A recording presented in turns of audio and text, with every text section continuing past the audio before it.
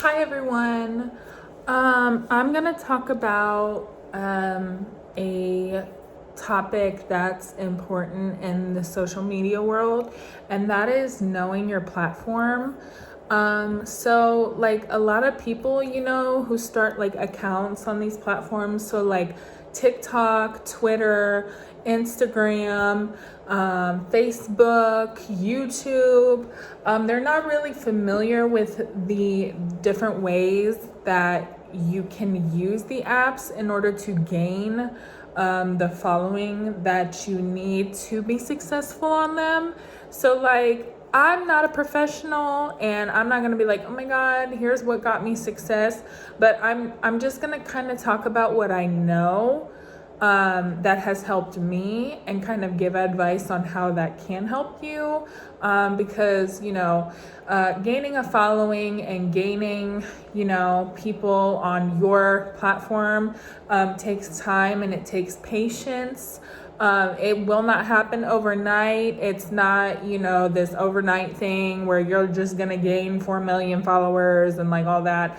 Now, given there's people who are very lucky who can gain that many followers, but it's far and few between. And unfortunately, the reality is in this world is that some people who use social media are going to have to work a little bit harder than others when gaining followers. And it's important to like know the platform you're on, know the type of people that you're dealing with, what they want to see, what they don't want to see.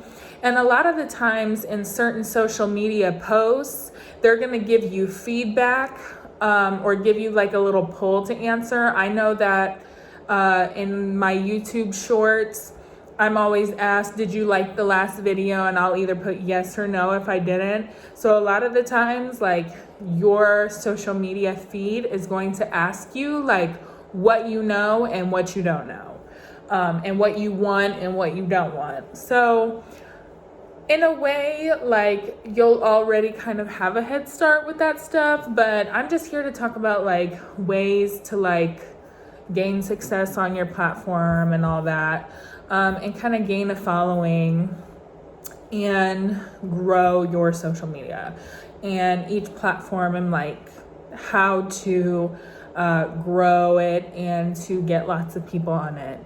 So the first thing I want to talk about is Snapchat. I use Snapchat. Lots of people don't. It's okay. It's not for everybody.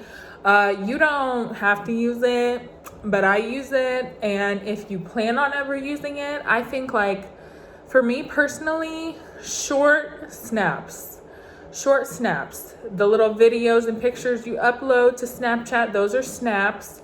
Keep them short. If you want to post a little rant, you can. But personally, I think like ranting and all that is good for other platforms like YouTube, where the videos are longer, because unfortunately, if you bore the heck out of people, they're just gonna scroll through your Snapchats. They're just gonna scroll, they ain't gonna watch. Because it's so short and they have the ability to just scroll through them if they don't want to see them. So personally, for Snapchat, I would say like keep your pictures, cute, keep your videos short, add some pretty font. I know that Snapchat gives you the ability to use different font now, which is really nice.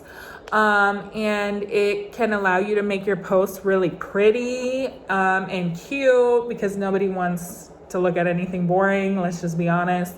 So I think like uploading really short things and keeping them small will allow people to be entertained by your content, because our generation has the attention span of a piss ant. So they are going to look at it for like 60 seconds and move on, unless you really catch their attention, because you can use different techniques to catch their attention. Keep them short and keep them small on Snapchat. Next, I'm going to talk about TikTok. I have a TikTok. I've been growing my followers. I have 500. Stop it. But I have 500 followers. And the way I grew it was TikTok is known for different sounds that are very popular, different songs, different sounds. There are people who record videos on the platform and their sound goes viral, and people will like comment on their video saying, make it a sound. And then that's where other users of the app will take that sound and use it on their video and use it as like a little voiceover or like a different, way to kind of gain that person their popularity. For example, Bad Baby, even though I kind of can't stand her sometimes. Her Catch Me Outside, anyways, I shouldn't use that as an example. But anyways, that sound went viral on TikTok, and other people were kind of using it on their videos as a way to kind of make fun of her. But I mean, she made money, so she must be doing something right? So that sound gained lots of success. It was her interview with Dr. Phil, and different users kind of used it to kind of make fun of her, but her sound ended up gaining popularity because every user watching her video and watching that clip of her with Dr. Phil saying, "Catch me outside," they used it too. So TikTok is very useful for that, and it's very good for like giving someone popularity and clout, and a good way to do it is with their sound. Also with TikTok, you want to keep your videos small.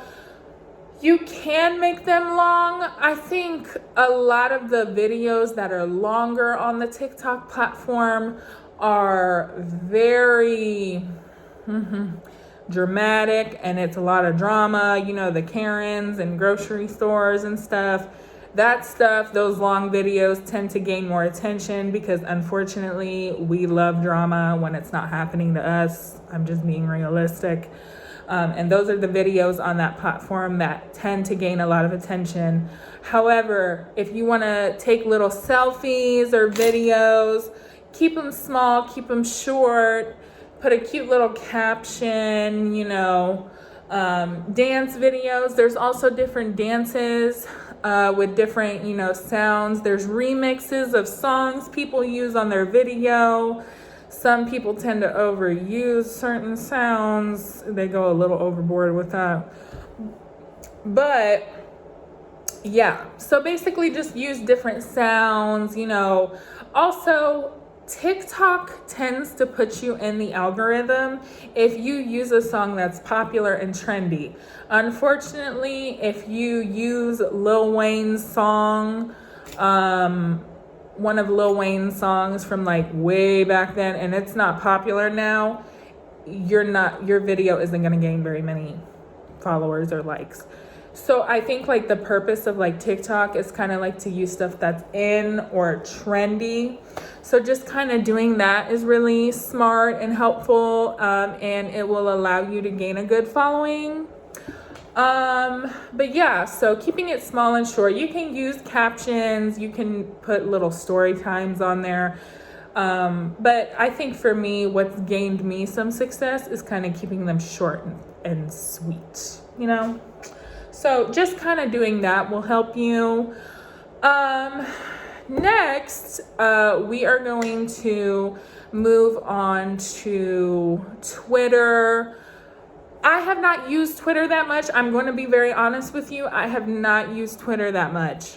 However, do not go on that app writing an autobiography. The purpose of Twitter is to keep it short and sweet. There's only a limited amount of characters to use on Twitter. How many characters do you use on Twitter? 280 to be exact. Thank you, Google.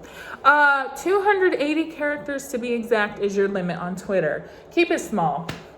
No one wants to read your autobiography. Not that it wouldn't be good. Not that I wouldn't read it. I'm sure you have a great life story and you have amazing, beautiful events that you encountered in your life.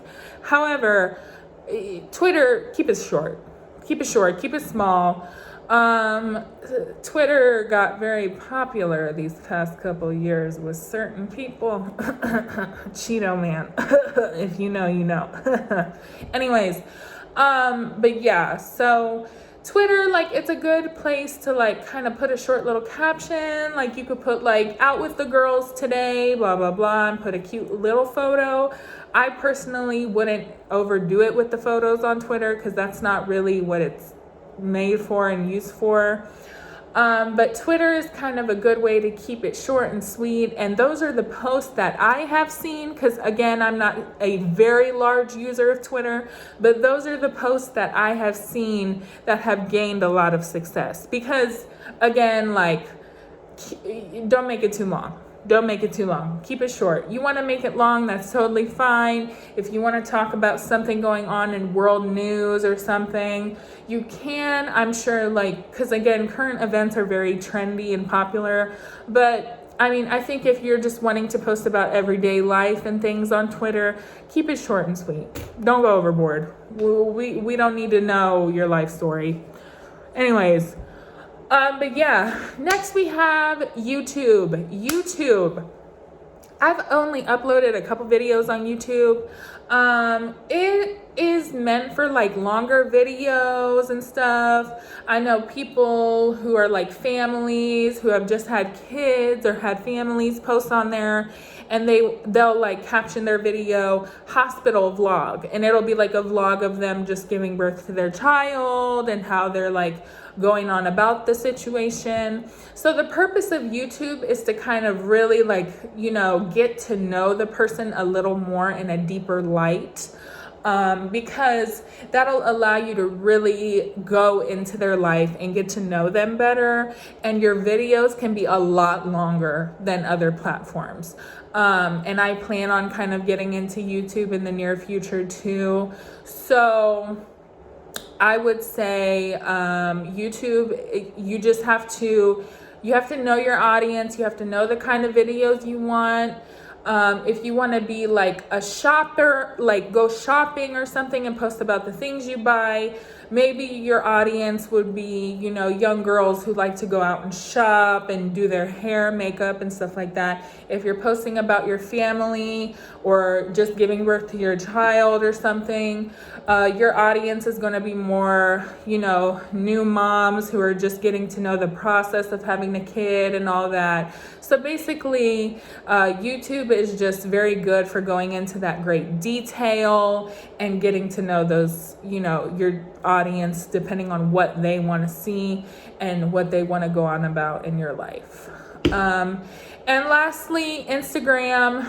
Instagram is good for uploading photos. I know I've seen posts with like multiple photos from different events that, you know, people have gone to. I know on my Instagram, I've seen my friends upload photos of like their dinner parties, videos. They can do photos and videos in one post, and you can upload multiple. So that's a good way to use the app too. It's kind of like Facebook almost, but that's a good way to use the app.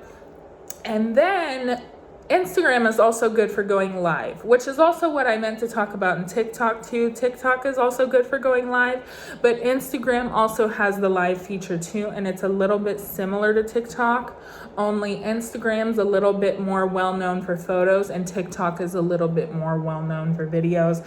But yeah, Instagram is good for going live. It's good for, you know, posting photos and catching up with friends and all that. So that's just a really great way to like, you know, catch up with your friends and get to know people and all of that. But yeah, that's getting to know your platforms. Thank you for watching. Goodbye.